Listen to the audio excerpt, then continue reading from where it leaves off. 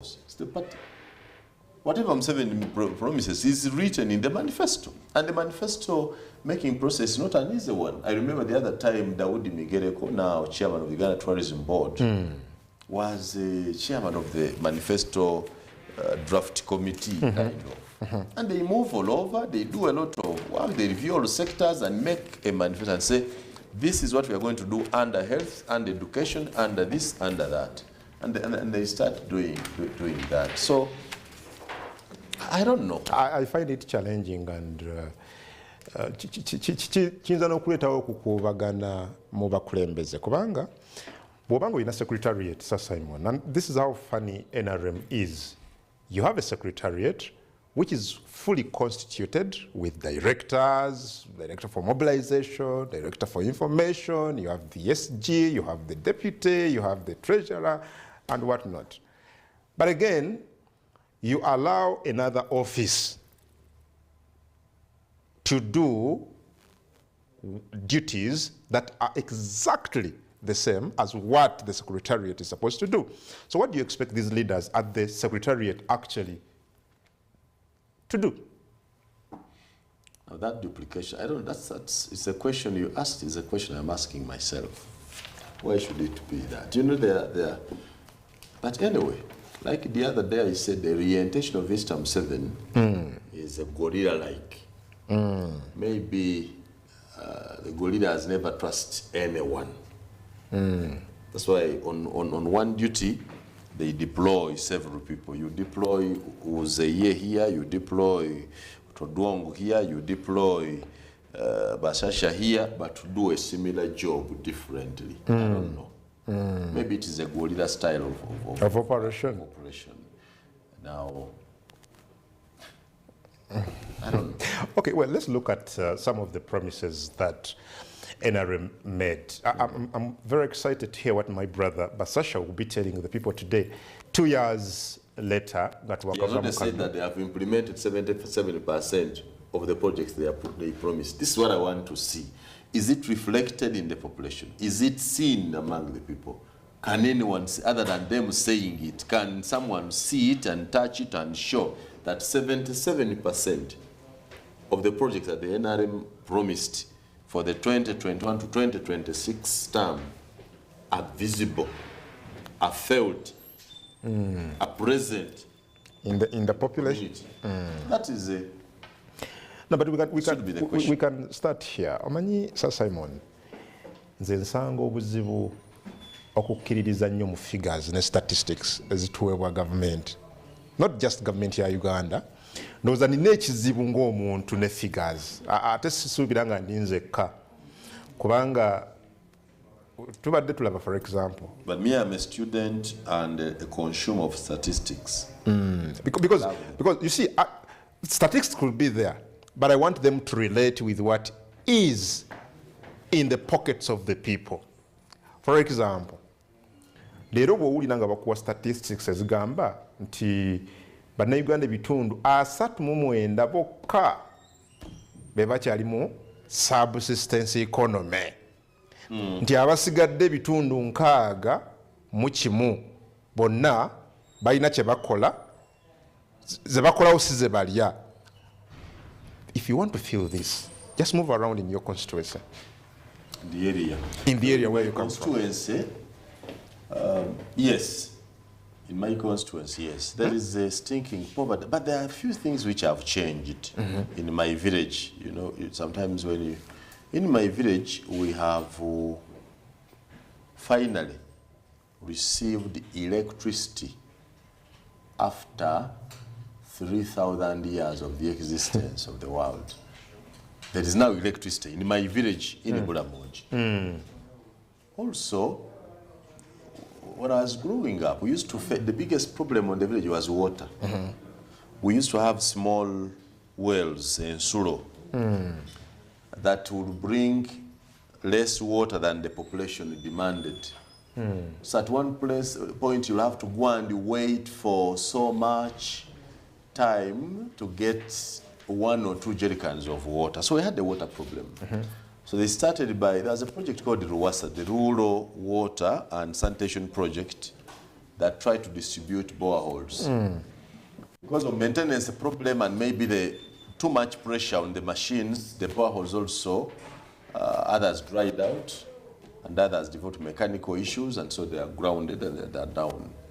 So you have had a water problem that eventually government mu manifesto ya Migereke yagwa, the one made by Migereke, I think oba yeno be yagwa, batuwa amazzi, bazimba solar system yenkana ne studio eno obunene, ne baleeta solar panels 100 eza capacity nene, ne basima okubanga zisunda amazzi okuva wansi, okubanga ekizibu ky'amazzi kati tukina. So while we are in a village now, tulina system efuna amazzi ag'emidumo, waliwo obwalo bwe batonze. Then ne mukyalo ekidda kye bayita Namwiwa Town Council ewaffe nayo kati balina amazzi amayonjo ag'obutaapu. So waliwo ebikoleddwa n'ebaayo ebiganya. Ekizibu kyokka kiri ku balansinga ebintu ebikoleddwa gavumenti eno byenkanankana oba bijja mu budde bwemaze wano. Bisingawo okusinza ku basasha. Kati basasha kati bisingawo. Mu myaka ebiri gyokka. What is the formula of work? Wangamba osomesa mathematics, right?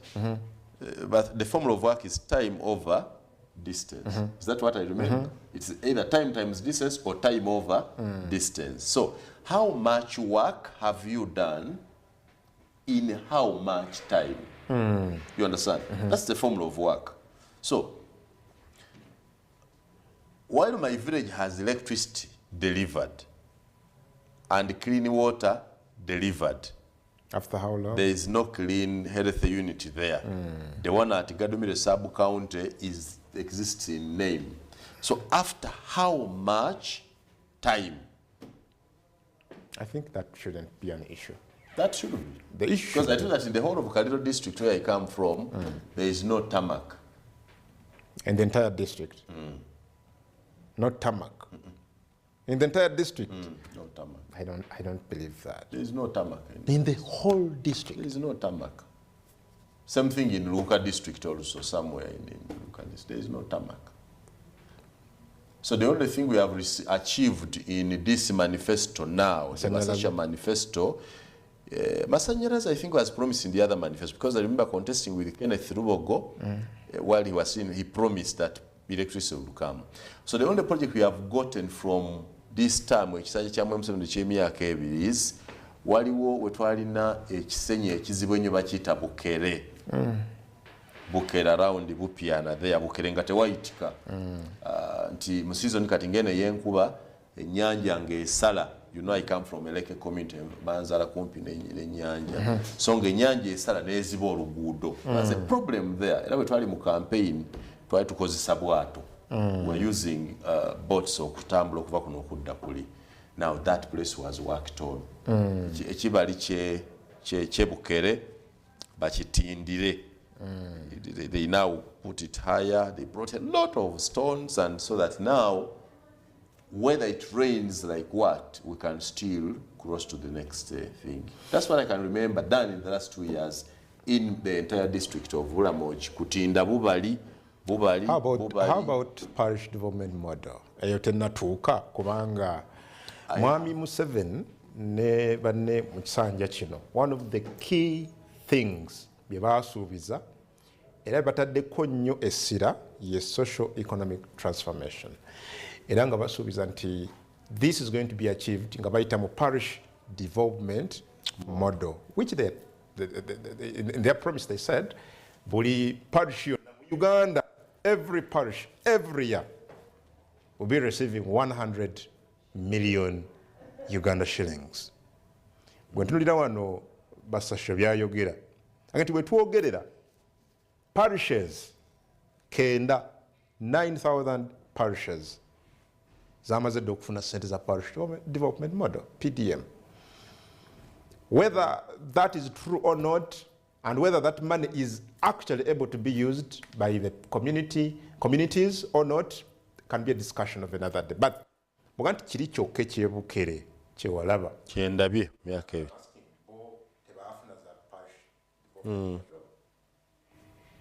As a parish development model, I think zikyali mpya. No. It was promised. But I've not been in the village for the last 2 months. I don't know. Baziyinza okuba nga zajje.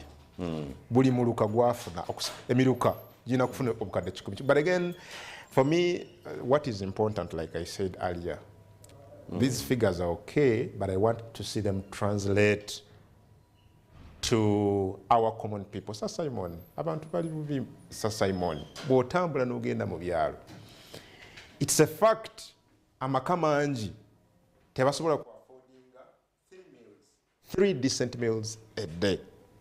The other day nafuna omukisa nengendako e Kagadi ewa omubaka Barnabas Tinkasimire.